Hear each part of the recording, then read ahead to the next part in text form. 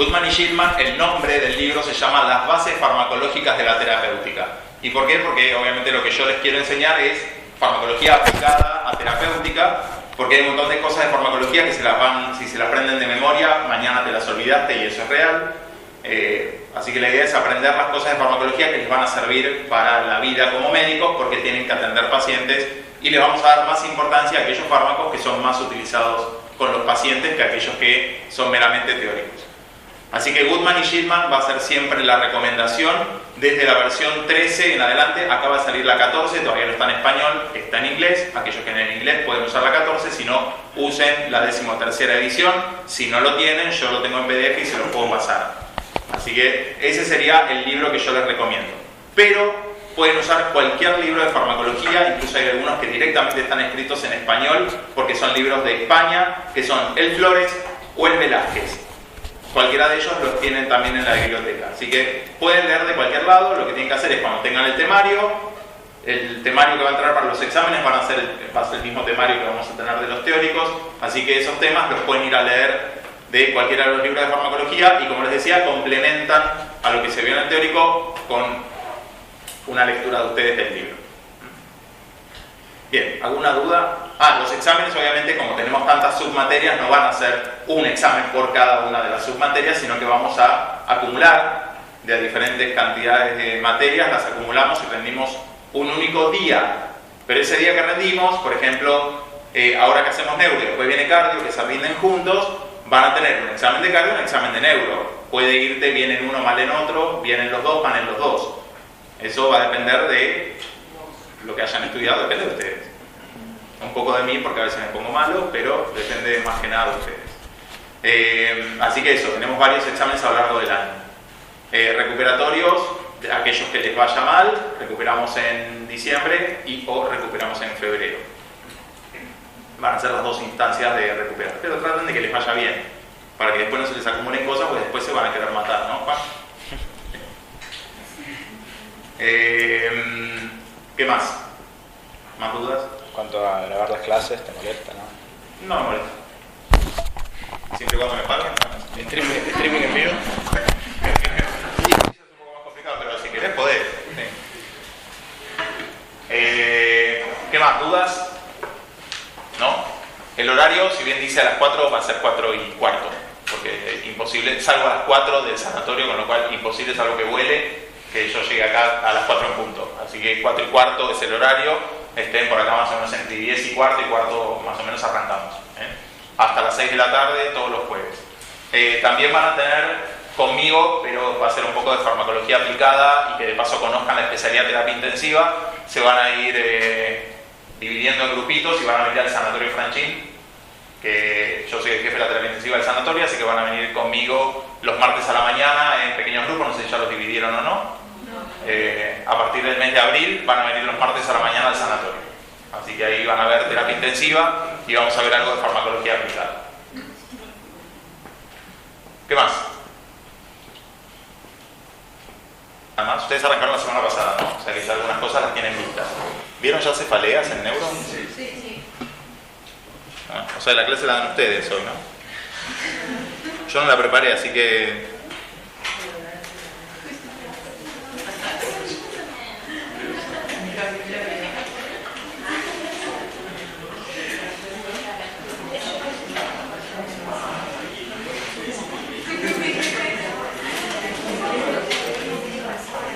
Vamos a ver una ayudantía con Luciana. ¿Cómo van a hacer? Fisiopata. ¿Pero cómo van a hacer? Reciente, hoy, ayer hablamos. ¿Pero van a ir con ella a la clase? ¿Y van a hacer alguna actividad extra con ella? Zika, todo Zika, abajo. En otro horario extra al de las clases. Sí, no sé bien todavía porque hay que crearla, falta gente, falta todo. Está la idea, y a ella le gustó. Y fármaco me cagaron. ¿Por qué? Pues no se animan. No lo voy a hacer sola, yo no me animo sola. ¿A qué no se anima? Pues es difícil fármaco. Sí, pero ¿a qué no se anima? ¿A meterse una ayudantía? ¿Pero qué? ¿La facultad o ustedes? No, las chicas. ¿Y qué le haríamos sola? No, ya está. Pichó. ¿Qué le haríamos? Aparte vos estás a mí. Sí, Vos estuvieron las vacaciones bien. sin ganas de volver. Llegué el sábado ¿A dónde fuiste? a Estados Unidos. ¿A qué parte? Todos lados. Todos lados. Las Vegas, Los Ángeles, Qué divertido. Disney y Miami. Nosotros nos fuimos a Dinamarca, Suecia, todo ese lado. La buena vida.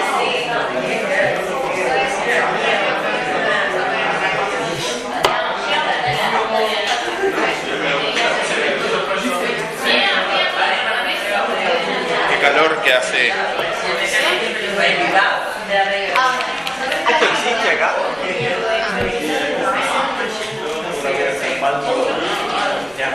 Fabri, decile vos. Sí, existir existe. Pero no, Acercate. en laboratorio no sucede. Mira la gente acá.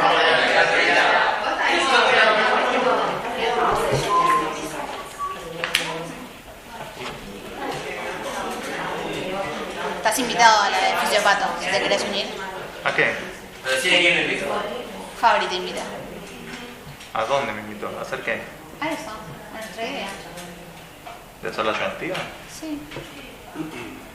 Vamos al hospital, vamos a Entiendo por qué me lo terapia. manda a toda la pantalla de la página.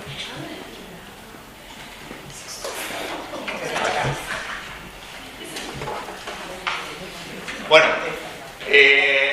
la clase de hoy se va a llamar fármacos antimigrañosos porque en realidad, si bien tuvieron clase de cefalea, lo que nos importa es para ver fármacos que sean específicamente para tratar este tipo de cefalea que es la migraña.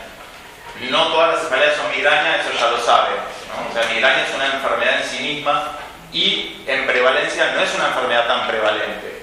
Por lo tanto, los fármacos que son migraña específicos no los debería usar la población general, pero la población en general lo usa. Porque la población en general, y eso ustedes que ya estudian medicina, deberían empezar a educar a la gente de la población general a que no todas las cefaleas son migraña, porque cuando uno da fármacos antimigrañosos específicos a gente que no tiene migraña, el dolor de cabeza le puede llegar a calmar porque el fármaco antimigrañoso nunca viene solo, generalmente viene asociado a otras cosas y eso le va a calmar la cefalea, pero le puede generar mucho efecto adverso. Por eso ustedes tienen que educar a la gente en que no todas las cefaleas son migrañosas y que para todas las cefaleas lo que vamos a utilizar es siempre algún analgésico común. Un AINE. AINE ya lo vieron el año pasado, lo vamos a volver a ver este año, pero lo que hay que usar en todos los pacientes va a ser un AINE. ¿El AINE puede calmar una migraña como enfermedad migrañosa en sí misma? Sí. Si una migraña cursa con una cefalea leve, puede calmar con AINES. La que no va a calmar es una cefalea de moderada a severa en un paciente que tiene migraña solamente con un AINE. Entonces, en esos casos hay que usar fármacos que se llaman migraño específicos, que son pura y exclusivamente para tratar la migraña y no sirven para otra cosa que no sea tratar una migraña. El fármaco más conocido de esto que les estoy nombrando se llama ergotamina. La gente lo conoce mucho más por su nombre comercial, más conocido que es Migral, y la gente toma Migral para cualquier tipo de dolor de cabeza y eso es lo que está mal. ¿Por qué le calma cuando alguien tiene un dolor de cabeza común y silvestre? Porque el Migral no viene solo. Es ergotamina más un AINE más un antiemético. Y ahora vamos a ver por qué tiene que venir un antiemético. No solo porque la migraña da vómitos, sino porque la droga que nosotros usamos para la migraña también es emetizante. Por lo tanto, se le pone el antiemético, que tienen todos metoclopramida, que lo conocen más como Reliberan. A la metoclopramida viene junto con la misma pastilla del Migral. Por eso es que a la gente le calma el dolor de cabeza por el AINE que tiene puesto y no por la ergotamina. Vamos a aprender en un ratito que la migraña es una enfermedad que cursa con vasodilatación de las arterias meningias y eso es lo que me da el dolor de cabeza. De una manera muy distinta a cualquier otro tipo de cefalea, sobre todo las cefaleas de tipo tensionales. Por lo tanto, los fármacos que son migraña específicos son vasoconstrictores. La idea sería que me haga vasoconstricción solamente en las arterias meningias, pero no existe fármaco que pueda ir y selectivamente vasocontraerme pura y exclusivamente las arterias meningias. Y ahí está el problema. Porque voy a hacer vasoconstricción en un montón de otros órganos del cuerpo y que yo no buscaba eso. Y eso es lo que me da la mayoría de los efectos adversos de estos fármacos. Bien, dicho esto, vamos a una pequeña introducción. Vamos a ver la clasificación de cefaleas, las fases de la migraña, las bases de tratamiento y los dos fármacos migraña específicos, son los triptanos y los ergotamínicos, y un poquito de nuevos tratamientos. Les decía que cefalea sí es el motivo de consulta más frecuente de todas las guardias, de cualquier guardia clínica, de cualquier lugar del mundo. El motivo de consulta más frecuente es cefalea.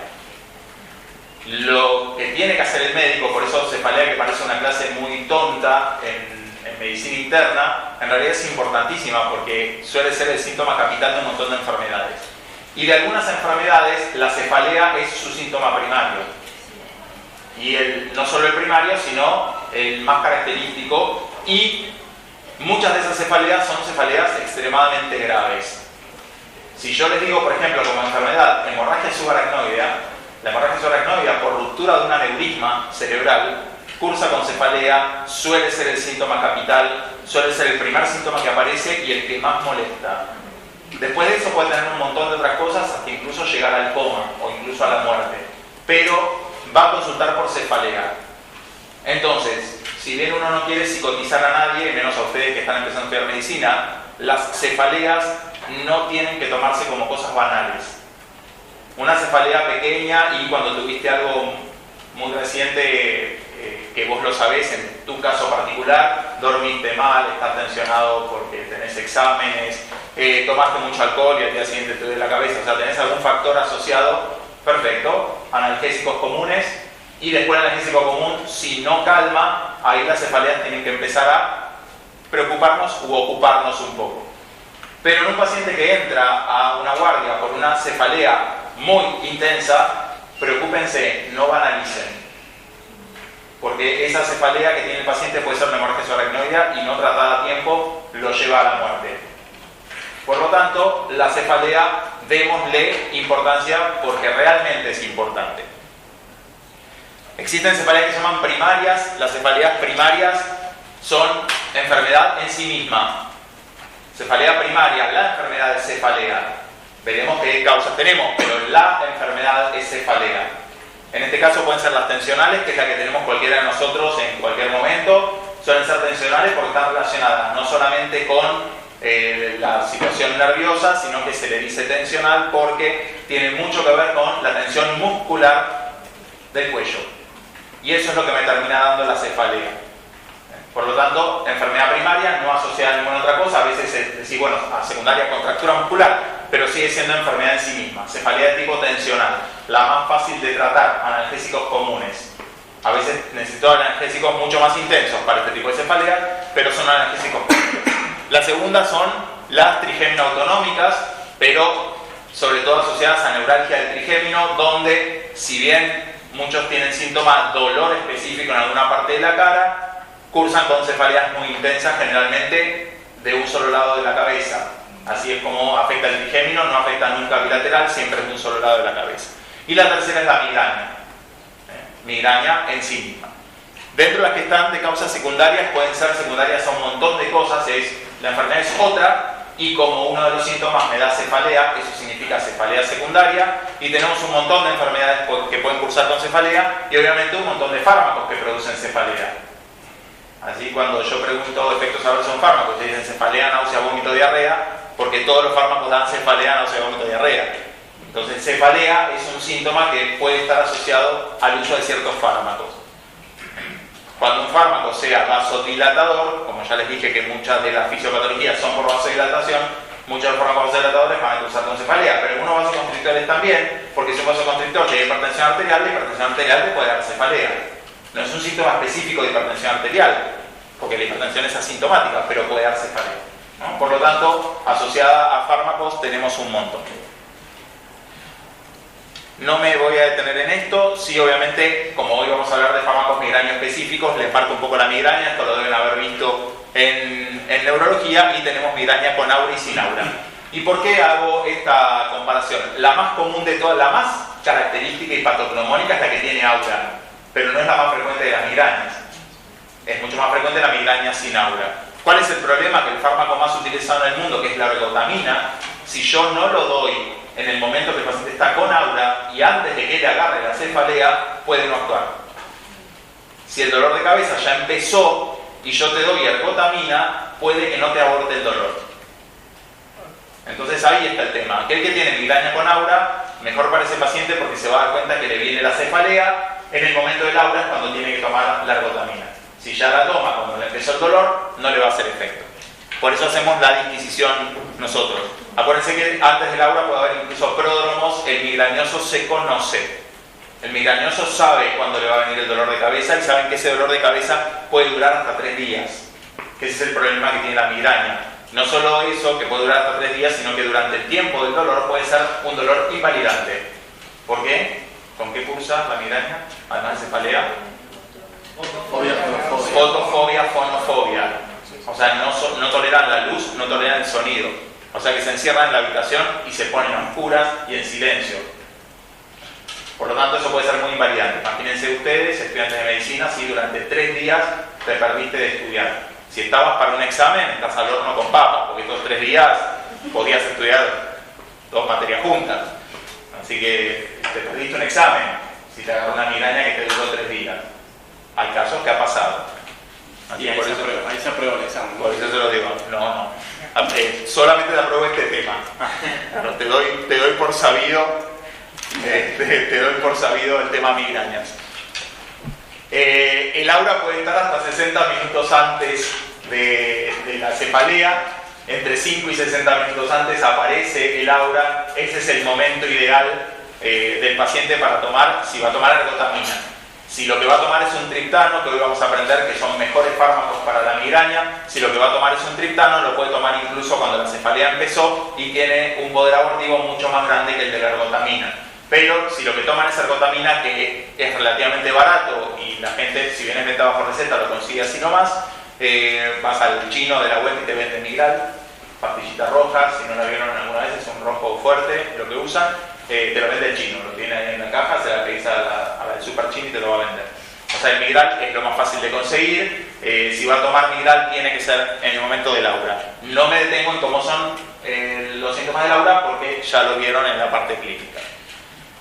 Las alertas rojas, en este caso, porque está en la vida, ¿no? Pero en este caso vamos a hablar de las alertas rojas en el paciente con cefalea, sobre todo si yo sospecho que esto es migraña, si es de inicio súbito y severo de la cefalea, si aparece en mayores de 50 años, porque la migraña suele aparecer en la juventud, por lo tanto, si su primer migraña es a los 50 años, eso no es migraña. Anda a buscarle una causa secundaria para esa cefalea, porque eso no es una migraña, porque lo que tiene es un tumor cerebral. O por ahí lo que está causando es una hemorragia subaracnoidea. O sea que si empezó... Después, el migrañoso tiene larga data. Obviamente sus primeras migrañas, sí, obviamente cumplen con la alerta roja, que ya hace menos de 6 meses que la tiene. Pero si no, el migrañoso se conoce y es una enfermedad que la tiene desde hace muchísimos años. Si cambió, la cefalea no es igual que antes. Si altera el examen neurológico, puede quedar algo de foco neurológico después de haber tenido una crisis migrañosa. Eso existe, un foco después de haber tenido una crisis. Pero si cursa siempre con un foco motor, ojo, porque esa cefalea puede llegar a ser secundaria a una enfermedad cerebrovascular, por lo tanto vayan a buscarlo. Si tiene antecedentes de neoplasia de HIV, porque puede ser que sea también cefalea secundaria, si tuvo un trauma de cráneo reciente, si tiene cefalea más fiebre que es para todo el mundo, meningitis, lo contrario, meningitis. Cefalea con fiebre es meningitis hasta que se muestre lo contrario, o sea, te vas a comer una punción lumbar. Meningitis lo vemos la semana que viene. ¿Qué? ¿Te pasó? ¿Qué? ¿Cefalea con fiebre te pasó? No. ¿Ah? Cefalea y convulsiones. No es común que el migrañoso convulsive. ¿Puede existir algún tipo de movimiento normal? Sí, no es lo más común. Si hay cefalea con convulsiones, vayan a buscar otra cosa. Lo más común es que haya una lesión ocupante de espacio. LOE, lesión ocupante de espacio, es lesión en la cabeza. ¿Qué puede ser esa LOE? Desde un tumor hasta una ACV. Es una lesión que ocupa espacio en la cabeza, en el cerebro. Por lo tanto, si aparecen convulsiones, vayan a buscarle las causas secundarias de cefalea. Si es cefalea con vómitos.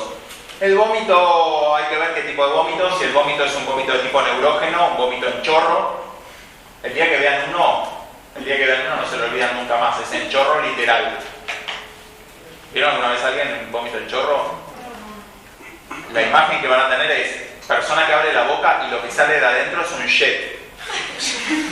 Sale en forma de jet, como cuando apretás un aerosol, que arranca más chiquito en la boquilla y se va agrandando. Bien, sale en forma de jet, sale con mucha velocidad, y lo que van a ver en el shock room o en la habitación donde están atendiendo al paciente, ese jet en algún lado quedó, generalmente en la pared. Vos entraste a una habitación, no lo viste vomitar, pero entraste y el vómito hizo así y te manchó la pared y el piso, eso es un vómito en chorro. El día que ven uno no se lo olvidan nunca más. He visto varios en mi vida. El día que ves un vómito en chorro no te lo olvidas más, es un vómito en chorro. Los vómitos en chorro son de origen neurógeno, son de origen cerebral, y es secundario hipertensión endocraniana. Lo que te genera el vómito es la hipertensión endocraniana, alta presión dentro del cráneo. Por lo tanto, si aparece vómito en chorro, el vómito común y silvestre puede estar en la migraña, o un vómito en chorro no. Si hay vómito en chorro, búscale causa secundaria, porque probablemente tenga alguna causa secundaria para esa cefalea. Las cefaleas que despiertan en la noche o que se agravan con el ejercicio, en todas las que yo tengo alerta rojo, anda y hacer una tomografía. ¿Por qué tomografía y no resonancia? ¿Alguien sabe? Porque la tomografía es más rápida, el costo y el resonador es mucho más. Es más rápida y costo. ¿Están de acuerdo que es más rápido y que es más barata? Sí. Sí. Ojo, porque hoy en día, desde que los protocolos de ACV isquémico usamos resonancia para hacer diagnóstico precoz, a veces no es que es mucho más rápida la tomografía, el resonador lo puedo tener bastante rápido. ¿Tarda menos tiempo en hacerse? Eso sí es correcto. El tiempo desde la camilla a la puerta del tomógrafo al resonador puede ser el mismo. Si el resonador no voy a tardar menos de 15 minutos y una tomografía en menos de un minuto la puedo llegar a tener. Eso sí. Costo, es cierto que es más cara, pero es algo que con el correr de los años puede que no sea tan así. Que algunos resonadores o que las resonancias bajen un poco de costo por tiempo que hace que están en el mercado de la medicina. Por lo tanto, en algún momento puede que no sea tan costosa. Pero esa no es la principal razón. No son las dos principales razones por las cuales hago tomo. ¿Efectos secundarios? No. ¿Por el contraste? ¿Por el contraste? ¿Porque le tengo que poner contraste o porque no le tengo que poner contraste? No le tengo que poner. Yo puedo hacer resonancia sin contraste. Por lo del metal. ¿Qué pasaría con el metal? Puede ser razón. Tiene alguna cosa de metal. Es verdad que si tiene algo de metal no lo puedo meter en el resonador y yo a veces no lo sé. Pero no es por eso. Por acá querían decir algo, no sé qué. No, eso iba a decir. Por lo metálico. No, si tiene una bala en la cabeza no lo metas al resonador porque le sale el cráneo y vuela de agujería del nodo adentro para afuera. La pregunta es por qué le pido una tomo y ¿Por qué no tomografía y no resonancia?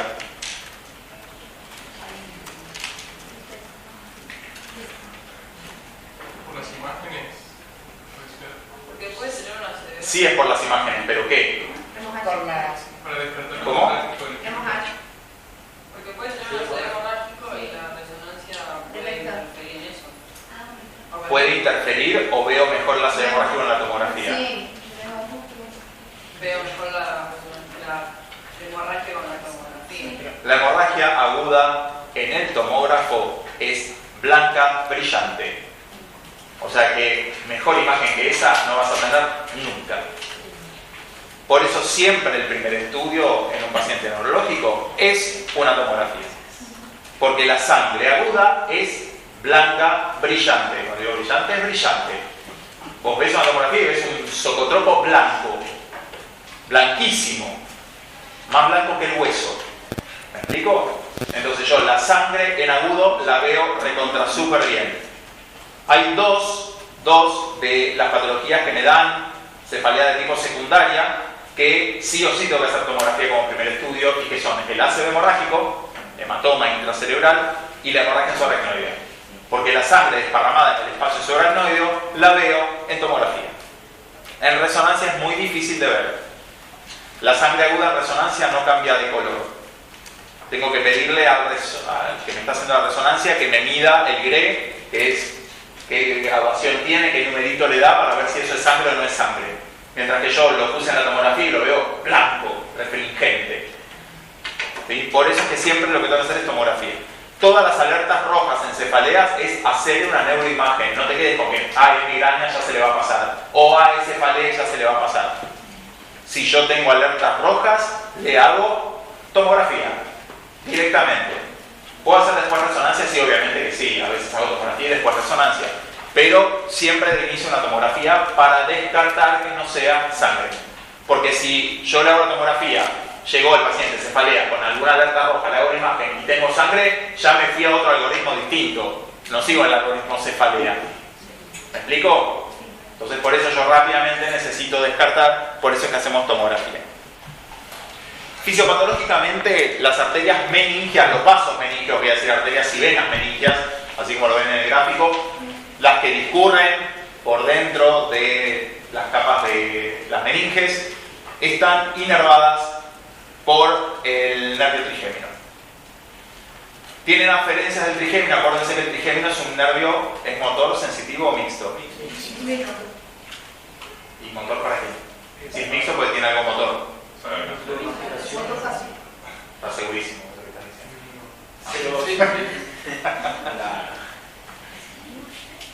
Es sensibilidad termogénica de cara y masticación.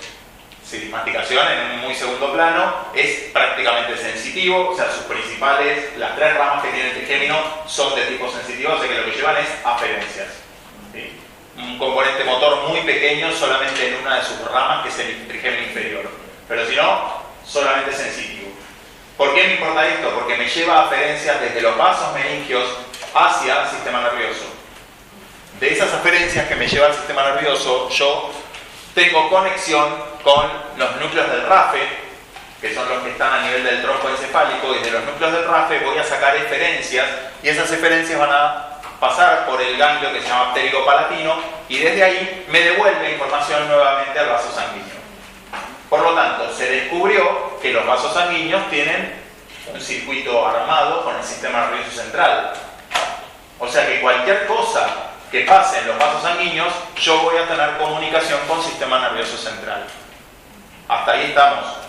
Bien. Si yo solo pasé por tronco, yo hago un arco reflejo en el tronco, ¿eso es consciente o inconsciente? Es inconsciente. ¿Y por qué al paciente le duele la cabeza y sabe que le duele la cabeza? Porque hay Con esto que estamos diciendo. porque primero hay una vasoconstricción y una vasodilatación, pero se libera serotonina y noradrenalina en el núcleo del RAFE, y después hay una vasodilatación, pero se libera sustancia P. Muy bien, se me adelantó a la información. A lo que queríamos llegar es, núcleos del RAFE son principalmente serotoninérgicos, en segundo lugar noradrenérgicos, pero lo más importante es la serotonina. ¿Qué más? Cuando ocurre vasodilatación, en todo lugar donde yo vasodilato, va seguido de inflamación. Porque obviamente si estoy vasodilatando, estoy llevando más flujo a ese lugar y puede haber extravasación de líquido. Por lo tanto, voy a tener inflamación en las meninges y eso va a doler. Y tercero, porque desde los núcleos del RAFE yo puedo llevar información hacia la corteza cerebral y ahí es donde hago consciente el dolor. Por lo tanto, yo tengo cosas que pasan a nivel pura y exclusivamente vascular y que eso tiene conexión con el sistema nervioso y que esas conexiones van a tener gran implicancia de la serotonina. ¿Hasta ahí estamos? Por lo tanto, esta teoría nosotros la vamos a llamar, es la teoría trigémino-vascular, así es como se la conoce.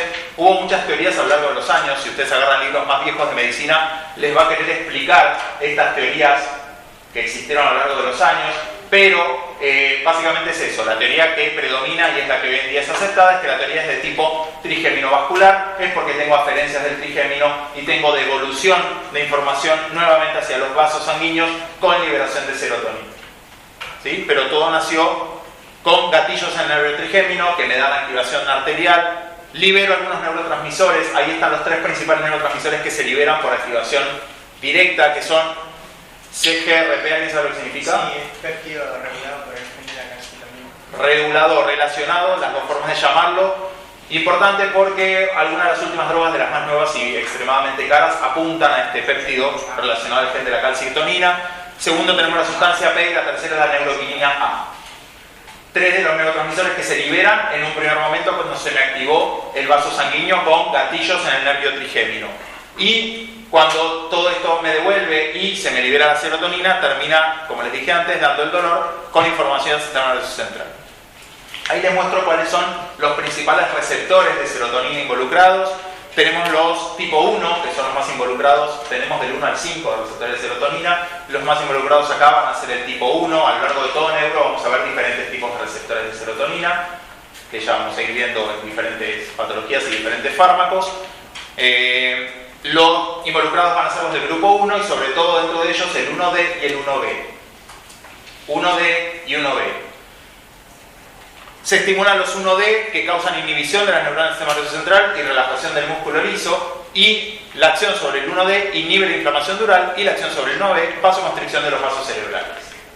Por lo tanto, nosotros lo que vamos a utilizar en pacientes que ya tuvieron la vasodilatación mediada por neurotransmisores, vamos a darle drogas que actúen sobre la serotonina, sobre todo en los receptores 1B y 1D, para que me inhiban esta vasodilatación que fue mediada por los neurotransmisores. Los objetivos del tratamiento en la migraña van a ser bajar el dolor y los síntomas vegetativos, disminuir la discapacidad, disminuir la necesidad de tratamiento de rescate y tratar de disminuir efectos adversos. ¿Por qué? Porque todo esto va a mejorar la calidad de vida. Ya les dije, si tenés 72 horas de dolor invalidante, está bueno mejorar la calidad de vida de los pacientes. Y para esto vamos a tener tanto fármacos como medidas higiénico-dietéticas, que están ahí abajo y en las cuales yo no me voy a meter porque estamos en clase de farmacología, pero dentro de ellas, ojo con el cese tabáquico, porque el tabaco está sumamente relacionado con el dolor de tipo migrañoso. Así que si alguien que conocen que tiene migraña fuma, por lo menos tiene que empezar a dejar de fumar, porque es sumamente importante el tabaco y el dolor de cabeza. Dentro de los tratamientos farmacológicos en agudo tenemos a los AINES. AINES específicamente, hablando de los que son antiinflamatorios, el paracetamol los puse separados porque en clasificación estricta el paracetamol no es antiinflamatorio, es solamente analgésico. Por eso estrictamente no está puesto, pero en realidad está dentro de la familia de los AINES.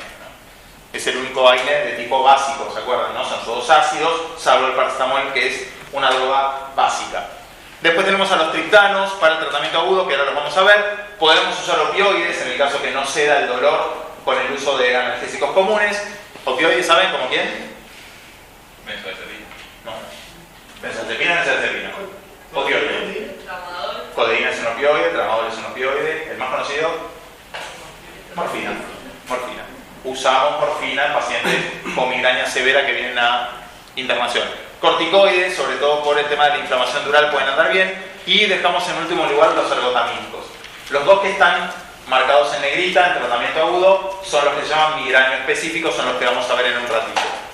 Para tratamiento preventivo, en aquellos pacientes que tienen muchas crisis migrañosas, para tratamiento preventivo podemos usar algunos fármacos que los vamos a ver cuando veamos antiepilépticos, van a estar en la clase de antiepilépticos, pero sirven por un efecto preventivo de la migraña. En pacientes que tienen muchas crisis migrañosas podemos prevenir esa gran cantidad de crisis utilizando como tratamiento preventivo un antiepiléptico. De estos dos que están ahí, que son el topiramato y el ácido valproico, el más utilizado es el topiramato.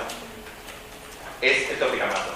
Un inconveniente del topiramato es que es bastante sedativo dentro de los antiepilépticos, y calculen que esto lo debería tomar el paciente todos los días de su vida para prevenir las crisis migrañosas, y no está bueno dar drogas sedativas en pacientes que lo tienen que tomar de manera crónica. Hay un acostumbramiento a la sedación del topiramato, pero apenas empiezan a tomarlo hay que bancar el tiempo que van a estar con sueño. Dentro de los antidepresivos, la mitriptilina, que se puede utilizar como preventivo, bloqueantes cálcicos, que ya lo vamos a aprender en cardio, a estos bloqueantes cálcicos, pero en este caso es el verapamilo. Beta bloqueantes como el propranolol, que ya lo vamos a aprender también en cardio, al beta bloqueante, y nuevos tratamientos como la toxina butilínica y el erenumab, que es un anticuerpo monoclonal.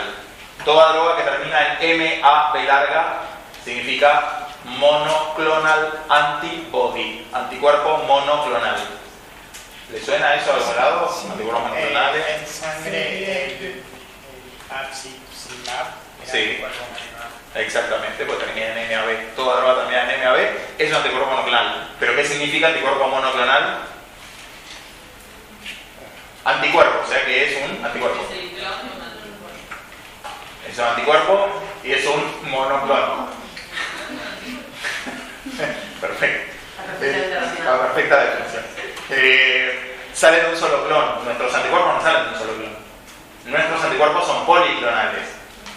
Bueno, tenés un solo clon de plasmocitos, que son los linfo B especializados en formar anticuerpos. No tenés un solo clon. De cada linfocito que se le ocurre transformarse en plasmocito y empezar a formar anticuerpos, tenés miles de plasmocitos. Por lo tanto, nosotros tenemos anticuerpos policlonales. Estos se hacen en un laboratorio y se sacan de un único clon. De una única celulita se crea un clon y a partir de ahí lo hago clonar para que me produzca muchos anticuerpos, salidos todos de un solo plasmocitoma. Por eso se llaman monoclonales, se hacen en el laboratorio. Gracias a anticuerpos monoclonales, Argentina ganó un premio Nobel de Medicina. Ya lo vamos a ver más adelante. ¿Saben quién fue? Milstein. O sea que podríamos llegar a decir que los anticuerpos monoclonales son un invento argentino. Tratamientos adyuvantes, antieméticos, porque les dije no solo que la migraña cursa con vómitos, sino que si usamos ergotamínicos me pueden dar vómito también. Por lo tanto, usamos antieméticos como adyuvantes, se pueden usar benzodiazepinas como adyuvantes, bajan sobre todo la tensión en estos pacientes. La cafeína puede ser un tratamiento adyuvante, que eso se lo voy a dejar después de tarea para el hogar. Todos los años lo doy de tarea para el hogar, que me busquen por qué la cafeína calma el dolor de cabeza. El año pasado no me lo supieron responder. Mentira. Bueno, ¿Me lo supieron responder? Sí, obvio que sí. Cafeína y vino no ya lo veo. no empeoraba ¿Qué? la cafeína con los vinos. El exceso de café te puede dar cefalea, y de hecho es una de las causas de cefalea, que vos tomes mucha cafeína porque tomas mucho café. Pero la cafeína para el dolor de cabeza me puede calmar. Y eso es lo que me tienen que averiguar ustedes por qué. Puede ser porque tiene... No inventes, después búscamelo.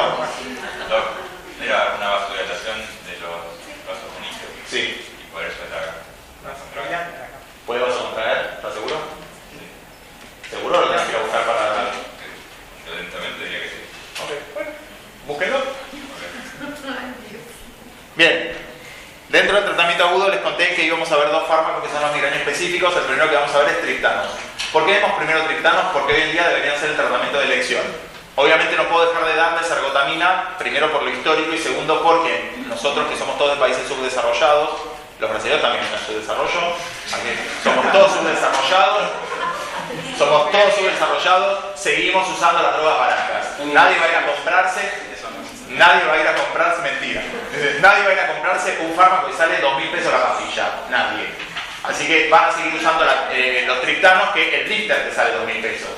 Entonces, se va a seguir usando la droga más barata. Pero yo lo que les voy a dar es primero la droga que es droga de elección, la que se debería usar. Incluso los triptanos no solamente que son terapéuticos, sino que también pueden ayudar al diagnóstico. Porque hoy en día, dentro de los criterios de migraña, es cefalea que calma con triptano. Yo le di el triptano y calmó sin darte ningún analgésico. No te di un AINE, no te di nada, te di triptano y calma, eso es migraña. O sea que me sirve también para diagnóstico, además de para tratamiento. ¿Sí? ¿Vieron ya miastenia gravis? ¿No? Hay otro fármaco que me sirve también para, no solo de tratamiento, sino que me sirve para diagnóstico. Los triptanos se llaman así porque todas las drogas terminan en triptano. Estos cuatro los tenemos en Argentina: sumatriptán, solmitriptán, naratriptán, L-triptán. Todo fármaco termina en triptán, es un triptano. ¿Qué tenemos como mecanismo de acción? Son agonistas serotoninérgicos. Agonistas del receptor 5-HT1B y agonistas del receptor 5-HT1D. Por lo tanto, actúan en los dos receptores que teníamos implicados en la migraña. Cuando yo les dije el efecto de estos receptores, les dije que era vasoconstrictor y disminuyen la inflamación dural. Por lo tanto, atacan a las dos principales bases fisiopatológicas del dolor de tipo migrañoso. Por lo tanto, es vasoconstrictor y antiinflamatorio. ¿Quedó? Y hacen solo eso. No atacan a ningún otro receptor de serotonina, no hacen ninguna otra cosa. Por lo tanto, estamos frente al verdadero fármaco migraño específico. No me sirve para ninguna otra patología que no sea migraña.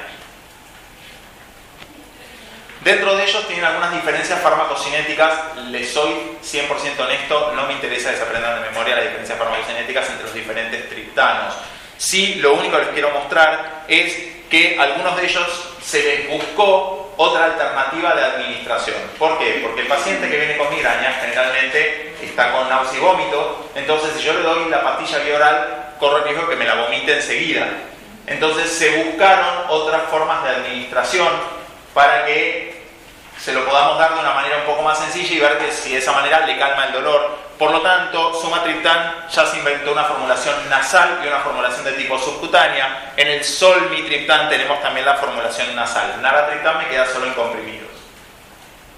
¿Por qué digo esto? Porque la ergotamina, que si bien existe la ergotamina endovenosa, tampoco la tenemos para utilizar en los lugares de internación. Por lo tanto, la ergotamina endovenosa, que hubiera sido una indicación en otras épocas del mundo, tampoco la tenemos para darla por vía endovenosa. Lo único que me queda, si le quiero dar ergotamina, es vía oral, ¿no? En este caso, hospitales públicos no van a tener ningún triptán en la guardia, jamás en la vida, no existe el triptán en una guardia de un hospital público, y en los lugares privados lo van a encontrar pura y exclusivamente en los lugares top de Buenos Aires. Vas a la guardia de Flemi, te van a dar un triptán. Vas a la guardia del hospital italiano, te van a dar un triptán. Venís a la guardia del Franchín, no te voy a dar un triptán porque no tengo. Por lo tanto, vas a Santa Isabel, probablemente no tenga. Probablemente no tenga. Vas al Dupuytren, mucho menos. Por lo tanto, no está disponible en todos los lugares, ni siquiera en lugares relativamente reconocidos de internación o de atención primaria. Por lo tanto, así haya sido muy interesante que la industria farmacéutica haya desarrollado formulaciones para dar de una manera más sencilla, no va a haber. Como efectos adversos tenemos, por supuesto, parestesias, rubor, calor o quemazón, sudoración, dolor en el cuello y la mandíbula, leve presión precordial, esto es por vasoconstricción, somnolencia o astenia y náuseas. Pueden tener sabor amargo, sobre todo lo utilizado en spray, irritación local en los inyectables que acá no tenemos. Si hay bien el sumatriptán, acá nosotros no lo tenemos disponible. Y en pacientes que tienen factor de riesgo coronario, me va a dar vasoconstricción coronaria, arritmias, isquemia miocárdica transitoria o incluso infarto agudo de miocardio. Por lo tanto, uno diría contraindicado en paciente cardiópata. Me va a pasar lo mismo con la ergotamina, contraindicado en paciente cardiópata. Así que este es un problema. Si sos cardiópata y tenés migraña, jodete. Que te calme con otra cosa porque no te puedo dar ninguno de los migrañas específicos. Como contraindicaciones, antecedente de infarto de miocardio, hipertensión descontrolada, enfermedad vascular periférica y central, migraña hemipléjica. Pues la migraña hemipléjica es la que cursa, como les conté, con foco motor, no es la más común, pero existe la migraña hemipléjica. Insuficiencia renal o hepática, sobre todo si lo que voy a usar es naratriptán. Es categoría C en el embarazo. O sea que se lo puedo dar a la embarazada. ¿No? Sí, es que sí. No, porque la... Perdón. Me parece que sí. Sí, el riesgo. Por el beneficio. Si el riesgo es menor del beneficio, decirlo al revés. Que si el beneficio es mayor que el riesgo, se lo puedo dar igual. De todas maneras, categoría C, hay descrito teratogenia. O no hay estudios en animales ni en humanas, o en humanas no se detectó, pero en animales sí hay teratogenia. Entonces, arriesgate si querés. Eso significa categoría C en el embarazo. Por ejemplo, la ergotamina no es abortiva, las categorías de la FDA en el embarazo son por teratogenia, no por aborto. o sea, por ejemplo, la ergotamina que es abortiva. No, esa está 100% donde hay categoría X. Claro. Es categoría X. Interacciones. Con los ergotamínicos, no dar ni 24 horas antes ni 6 horas después porque va a contribuir con vasoespasmo. No dar 2 triptanos juntos porque vamos a dar más efectos adversos. Interacciones con los inhibidores de la recaptación selectiva de serotonina. IMAO, o sea... No, IMAO no. Genera un síndrome serotonina. Exactamente. Te estoy dando drogas que son agonistas serotoninérgicas con un inhibidor de recaptación de serotonina. Los IRS los vamos a ver en este módulo en neuro cuando dice psicofármacos. Uno de los grandes temas de psicofármacos es antidepresivos, y dentro de antidepresivos los IRS hoy en día son los antidepresivos más usados en el mundo. ¿Alguien conoce algún IRS?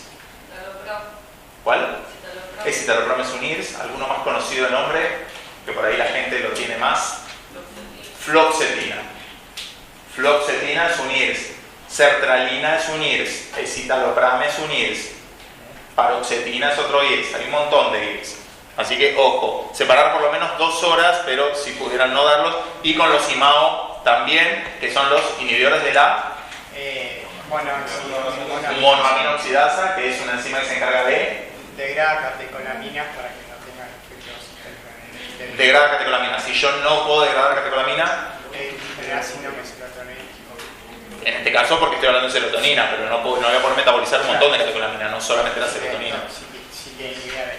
Si yo tengo inhibida la enzima que metaboliza, me aumenta la cantidad de neurotransmisor, en este caso me importa la serotonina, te estoy dando un agonista serotoninérgico con un fármaco que me eleva las concentraciones de serotonina. ¿Se entiende por qué no los puedo dar juntos? Bien. Ahí tienen el más conocido de los triptanos, que es el migratriptán, que para nosotros es el succinato de sumatriptán, valor de una pastilla al año pasado.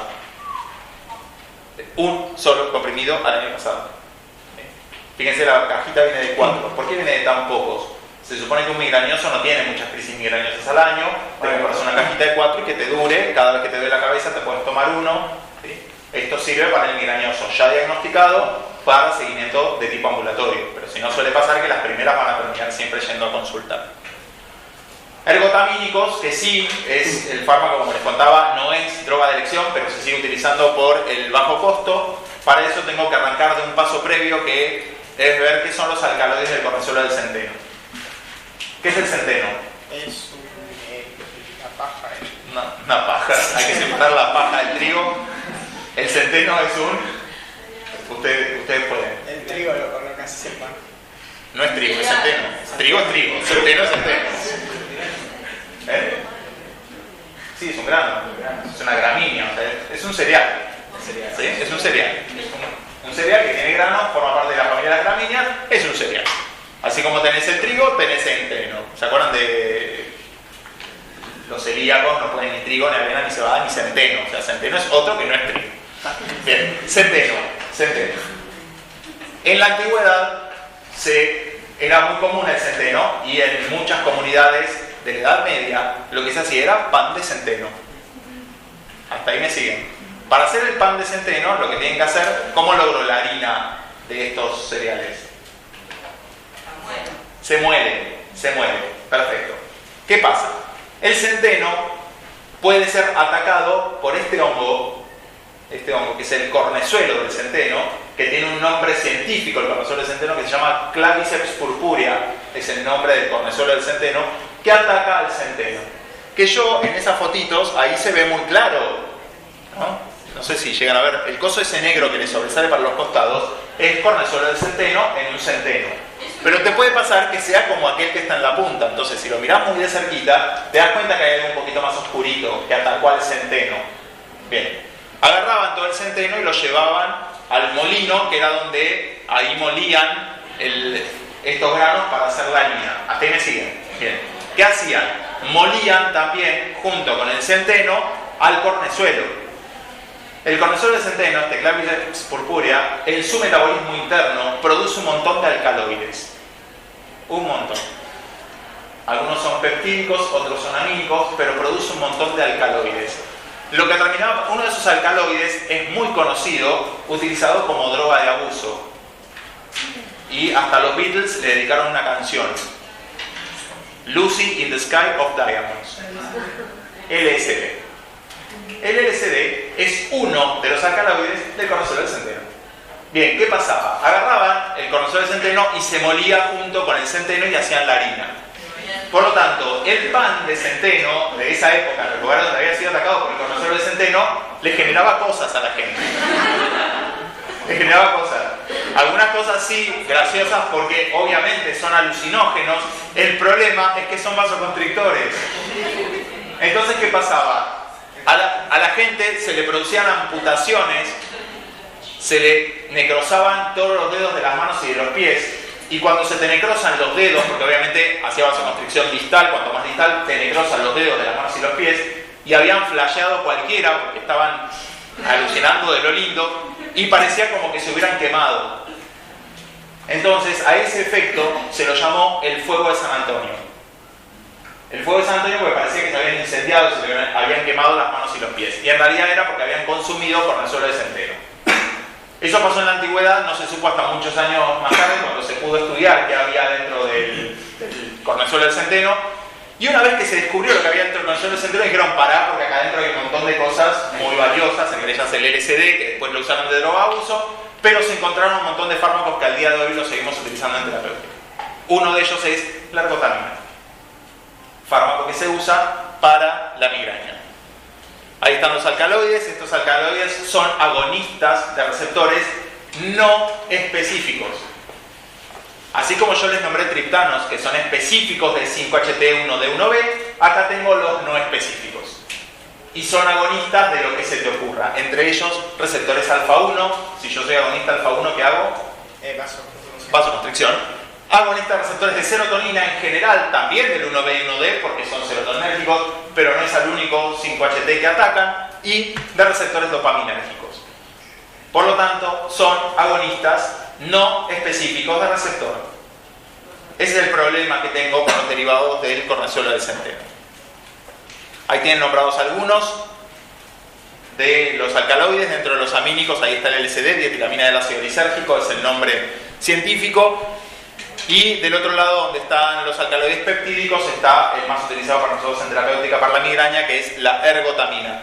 Les nombro algunos que andan por ahí abajo, porque los vamos a volver a ver ahora en neuro. Bromocriptina, que les suene de algún lado, ténganlo en la cabeza, porque lo vamos a ver dentro de muy poco, cuando veamos Parkinson como enfermedad, pero lo vamos a utilizar como agonista dopaminérgico. O sea, con eso le dices agonista de adrenérgico, serotonina, dopamina, lo vamos a usar por su efecto de agonista dopaminérgico.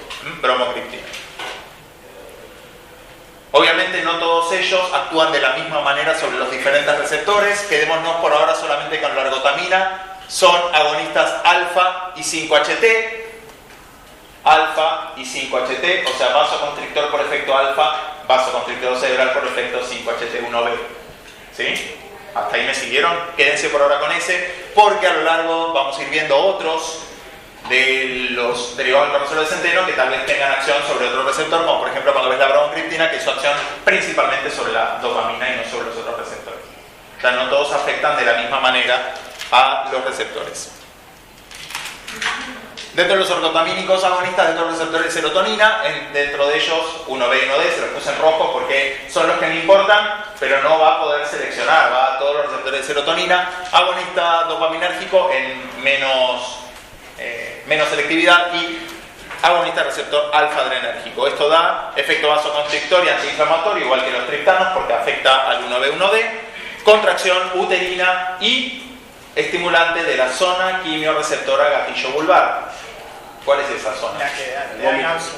La que da vómitos. Es la que está relacionada con el centro del vómito. Esto está en el piso del cuarto ventrículo. El piso del cuarto ventrículo es una zona de nuestro sistema nervioso central que no posee. ¿Qué es lo que no tiene esa zona del sistema nervioso? Algo que en fármaco me importa mucho cada vez que vemos un fármaco, si atraviesa o no atraviesa.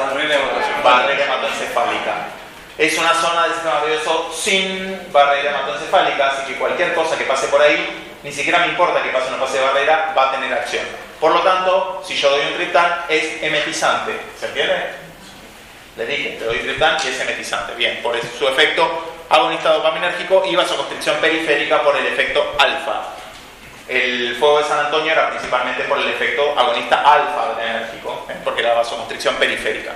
Existía otro ergotamínico que es la ergonovina, nosotros no lo usamos, nos quedamos solamente con ergotamina. Administración vía oral, vida media de 2 horas, metabolismo hepático por citocromo 3-4. ¿Es importante este citocromo, el 3-4? Sí, porque creo que se saturaba. Todos los citocromos se pueden saturar. Pero particularmente el 3-4 es importante o es uno de los banales. Es el más importante, es el que metaboliza la mayor cantidad de drogas. Si yo pongo el listado de drogas por cada uno de los citocromos, el 3-4 se lleva el listado gigante de drogas metabolizadas por citocromo. Por lo tanto, 3-4, el más importante, y ojo que tengo una droga metabolizada por citocromo, cualquier otra droga que interactúe con el citocromo, si lo inhibe, me inhibe el metabolismo, me aumenta la vía media de la ergotamina, aumenta efecto adverso, y si lo estimula al citocromo, me la metaboliza más rápido, no me hace efecto. ¿Sí? Por eso, recuerden, interacciones con el citocromo P450 y la eliminación es principalmente biliar. ¿sí? Todas de vida media corta, pero con efecto vasoconstrictor duradero. Porque la droga queda pegadita al receptor y se desliga lentamente de su receptor. Por lo tanto, por más que la droga, vida media, ¿qué significa?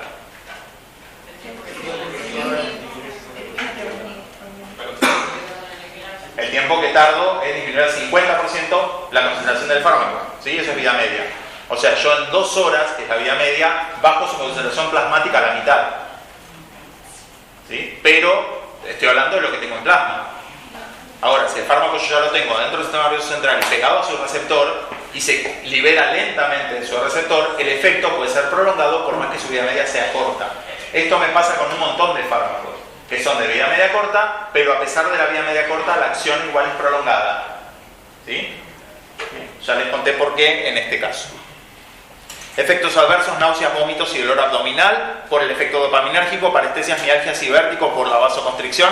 Es abortivo, o sea, va a ser droga categoría X en el embarazo. Puede dar vasoespasmo coronario, eso igual que los triptanos. Ergotismo o fiebre de San Antonio. Fiebre o fuego de San Antonio, como les conté yo antes. El nombre científico para nosotros va a ser ergotismo. Y fibrosis retroperitoneal, pleuropulmonar y valvular, sobre todo en el uso crónico. Arrancamos en la primera clase y ya ustedes van a tener un cuadernito donde se van a ir anotando ciertas cosas a lo largo del año, porque esta es una de las drogas consideradas fibrosantes. Y vamos a ver muchos fármacos a lo largo de este año que son fibrosantes. Y cuando algo es fibrosante, me puede dar fibrosis en el retroperitoneo, pleuropulmonar y en un lugar, que es un órgano bastante grande en nuestro cuerpo humano, que es el hígado. Y si yo hago fibrosis en el hígado, ¿qué enfermedad genera? Fibrosis hepática. ¿Y qué enfermedad es esa? Cirrosis. Por lo tanto, ojo con las drogas que son fibrosantes. Digo el uso crónico porque mucha gente migrañosa durante muchos años toma ergotamina. Así que ojo con drogas fibrosantes. Primera que van a escribir en su listado de drogas fibrosantes. A lo largo del año van a ir incorporando otros fármacos, como por ejemplo metotrexato. Muy bien, metotrexato. Sí, ¿qué? Si el paciente toma macrólidos, Si tomas macrólidos, ¿qué pasa? inhibe, dos de ellos inhiben el citocromo. Y si inhibo al citocromo, ¿qué me pasa con la vitamina? Aumento su vida media. ¿Y eso qué me da? ¿Más? Todas las interacciones, por eso, cuando hablemos de interacciones, las interacciones de los ergotamínicos son con todas las drogas que interfieren con el citocromo P250, 3 a 4. Habría que suspender o bajar la dosis. Exactamente, o no usarlo. Contraindicaciones, antecedentes, fíjense, antecedentes de IAM, hipertensión descontrolada, enfermedad vascular periférica y central, migraña hemipléjica, igual que quién, que el triptano. O sea que tienen exactamente las mismas contraindicaciones. Exactamente las mismas. O sea, lo que te dije, si tenés un infarto, tenés migraña, jodete, pues no te puedo dar ningún migraño específico, te voy a dar solamente un AINE, te puedo dar opioides, te puedo dar corticoides, pero no te voy a poder dar una droga migraña específica. Y en el embarazo, por supuesto, totalmente contraindicado, es categoría X. ¿Sí? Acuérdense que las categorías son ABCD, X. La D todavía la puedo llegar a usar si el beneficio supera el riesgo, pero la X es totalmente proscripta en el embarazo, o sea, no se puede utilizar. Bien, ahí está el ergotismo, para que vean, esta es foto real sacada por mí. Foto real sacada por mí en el hospital. Este es un paciente, porque es una interacción que yo se las voy a deslizar ahora, para ustedes es too much, pero en pacientes que toman antirretrovirales tienen totalmente prohibida la ergotamina. Totalmente prohibida. Su principal interacción es a nivel del citocromo. Tenemos fármacos antirretrovirales que inhiben el citocromo P450 y es obvio que te va a dar ergotismo. El paciente que es HIV positivo toma antirretrovirales todos los días de su vida. Si se clava un migral, ese migral le va a hacer un efecto monstruoso. Si vas a servicios de infectología grandes donde tienen pacientes HIV, tienen carteles puestos en las paredes. No se automedique con migral, no se automedique con ergotamina, porque hacen esto. La vasoconstricción periférica, el fenómeno de Raynaud es algo que puede ocurrir más frecuentemente en pacientes HIV positivos.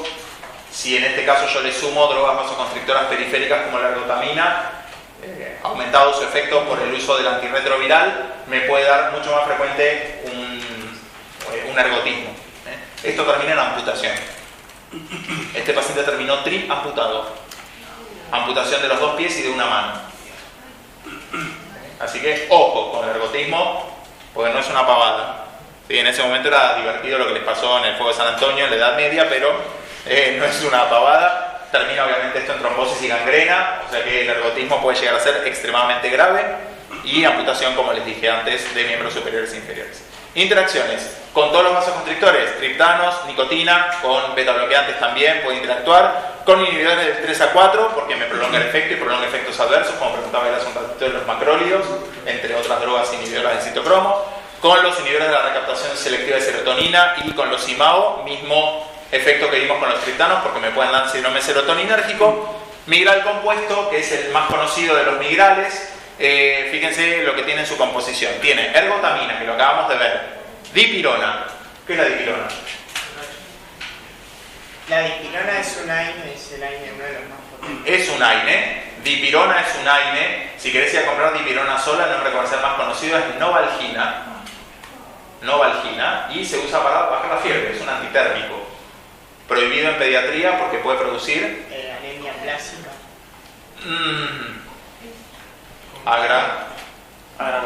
Agranulocitosis. Por lo tanto, dipirona prohibida en pediatría, pero es un AINE. Y es un AINE bastante potente. Bien, viene con un AINE. O sea, te duele la cabeza, tomás Novalgina, te va a calmar. ¿Sí? O sea que ojo, porque la combinación ayuda al efecto, pero a un paciente que no tiene migraña se tomó la ergotamina al pedo, o sea, solo para que le haga vasoconstricción. Cafeína, que es lo que ustedes van a averiguar para la semana que viene, porque la cafeína me sirve como droga coadyuvante de la cefalea, y metoclopramida. Metoclopramida, si lo querés comprar solito, Reliberan es el nombre más conocido, es un antiemético. Es un antiemético y es un antagonista del receptor D2 de dopamina. ¿Por qué lo pongo todo junto? Ya les conté, doble efecto. La migraña da vómitos y si te doy ergotamina es estimulante del receptor dopaminérgico, te doy un bloqueante para que no te dé el vómito. ¿Se entendió? Bien. 1200 la caja de 50 comprimidos. Al año pasado este valor, tenemos 100% de inflación. Hay 100% de inflación, debe estar el doble. Ahora lo buscamos. Ahora te lo busco. Bien. ¿Hasta acá alguna duda? ¿No? Llega paciente a la guardia, lo que hago es determinar alteración funcional, duración de síntomas y tiempo hasta el máximo deterioro, y puede ser leve, moderado o grave. Así es la cefalea migrañosa, leve, moderado o grave. Si es leve, empiezo con AINES, paracetamol, aspirina, cafeína, otros AINES, triptanos, y puedo usar medicación adyuvante. Éxito puede ser sí o no. Si es no, paso al siguiente grupo, o si es moderada, directamente puedo agarrar y dar ergotamina, AINES, triptanos y medicación adyuvante. Y en casos más graves me voy a cosas mucho más fuertes. Sulfato de magnesio endovenoso puede tener algo de efecto. Y ahí tienen mucho más actividad los que son fármacos coadyuvantes. El uso de benzodiazepinas, goteo de morfina, que lo hacemos a veces en pacientes que vienen con cefalea muy intensa. Le pones la morfina, se va a dormir, pues le va a dar sueño obviamente, pero suele calmar el dolor migrañoso. Sobre todo si el paciente está con mucho vómito y no le puedo dar nada por vía oral. Para tratamiento preventivo, las indicaciones van a ser migraña de alta frecuencia, más de 2 veces por semana, o alta intensidad o duración, o sea aquellas que duran más de 3 días, fracaso, contraindicaciones, efectos adversos o abuso de los medicamentos anteriores. Ojo con el abuso de ergotamina. Hay gente que se toma las pastillitas rojas del Migral como si fueran caramelos. Esa gente puede tener cefalea ergotamínica, o sea, cefalea por ergotamina. Así que la indicación de ese paciente es sacar la ergotamina, no le des más. Es sacásela. Así que, ojo, hay que interrogar cuando vienen cuánta ergotamina toma. Siempre pregúntenlo. Migraña hemipléjica o preferencias del paciente que dice prefiero tomar un fármaco todos los días antes que bancarme los dolores migrañosos. Evaluar comorbilidades si está en edad fértil, porque no existen antiepilépticos, ya les conté que los antiepilépticos son los más utilizados, no existen antiepilépticos que sean inocuos en el embarazo, por lo tanto, ojo, mujer de edad fértil, si voy a dar un tratamiento preventivo con antiepilépticos, precio del fármaco y qué otra medicación habitual toma el paciente. Y ahí tenemos 4 grupos. Dentro de estos 4 grupos, el más importante son los antiepilépticos, topiramato y ácido valproico. Les conté que topiramato es la droga de elección, ¿sí? Grado de recomendaciones A para las guías de tratamiento. Dentro de beta bloqueantes, propranolol o metoprolol también están en grado A, pero por debajo de los antiepilépticos.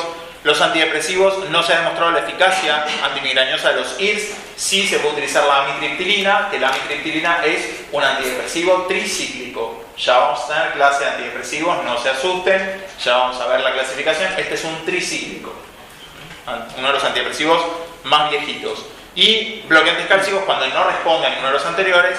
Y flunaricina es un bloqueante cálcico específico para cefalea. Y si no, como les nombré antes, verapamilo. Bloqueantes cálcicos lo vamos a ver en cardio para el próximo examen.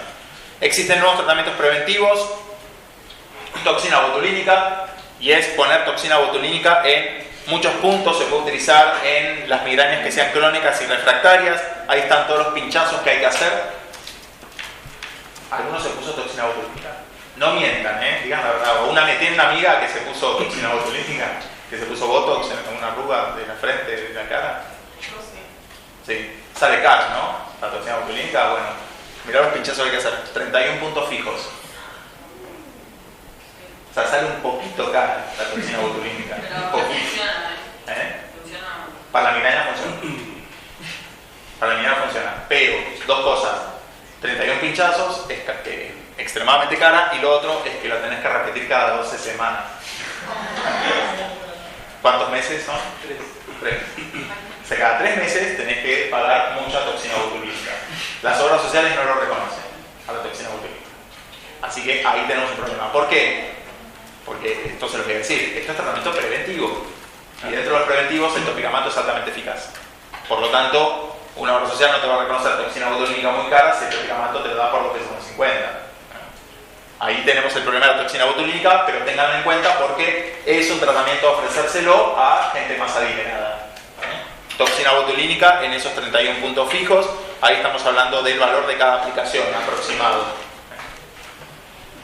Erenumab es un anticuerpo monoclonal antipéptido relacionado con el gel de la calcitonina. O sea que lo que hago es bloquear al receptor del péptido relacionado con el gen de la calcitonina. Yo les conté que es uno de los primeros neurotransmisores liberados en las terminales nerviosas de los vasos meningios. Por lo tanto, estaría atacando una etapa muy precoz del dolor migrañoso. Y eso es lo que hace que pueda servir como tratamiento preventivo. Si bloqueo siempre la acción en el receptor del péptido relacionado con el gen de la calcitonina, voy a tener un efecto preventivo de migraña. Carísimo, obviamente, como todos los monoclonales. Se administra por vía subcutánea de manera mensual, reacción en el sitio de inyección, porque te estoy dando, obviamente, algo que afecta a tu sistema inmunológico. Va a ser un anticuerpo que tu cuerpo humano no lo va a reconocer como algo tuyo. ¿Qué es, Vale? Ay, perdón, no estaba escuchando. No, erenumab. Es Humanizado. humab. ¿Es humano o humanizado? ¿Humano o humanizado? Los anticuerpos monoclonales, yo les conté que se hacen en un laboratorio, se sacan en un laboratorio, y yo para hacerlo en un laboratorio lo más fácil que tengo y más a mano son los ratones. Por lo tanto, el anticuerpo monoclonal puede ser murino porque sale de un ratón, murino. Puede que yo agarre una célula de ratón y la mezcle con una célula humana y haga una cosa medio especial en el laboratorio, y ahí me salen unos que son mixtos y que nosotros llamamos quiméricos, porque son miti-miti, mitad murino, mitad humano. Tengo otros que son humanizados, o sea que eran un quimérico, pero lo hice cada vez más parecido al humano. O tengo otros que son directamente humanos. Lo que me va a cambiar, yo les dije que todos terminan en MAB, lo que me va a cambiar es qué 2 letras tengo antes.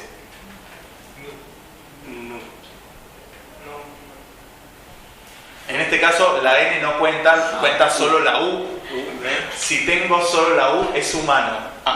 Si tengo solo la U es humano. Si antes de la U hay una Z, como el trastuzumab, por ejemplo, si tengo una Z antes de la U, eso es humanizado, porque tengo una Z. Si tengo una X como el rituximab o abciximab, tengo una X antes de la I. XI no tengo una U, tengo una I. XI es quimérico, psi quimérico. Y si tengo mu, ¿sí? Mu es murino. Hay excepciones a ese mu, Si tengo adalimumab, es humano. No tomen la M, me quedo solo con la U. El adalimumab, usado hoy en día también, es humano, completamente humano. Este es humano. Así viene.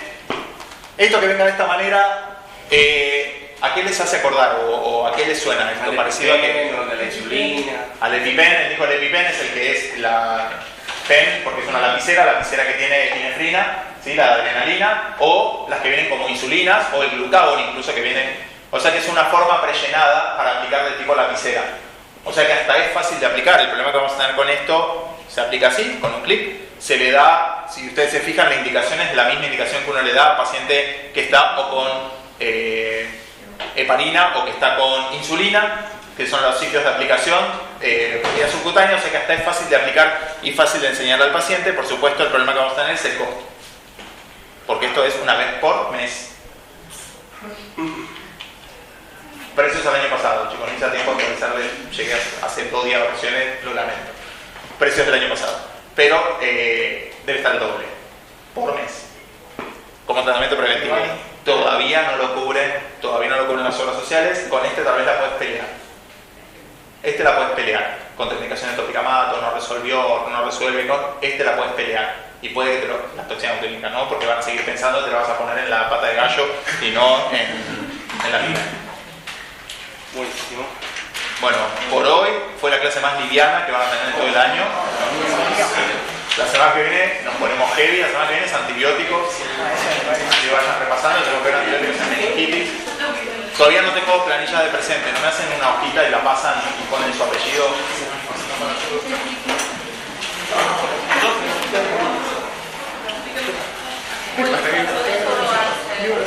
Pero es lo que nos pasa en el tiempo. No, por favor.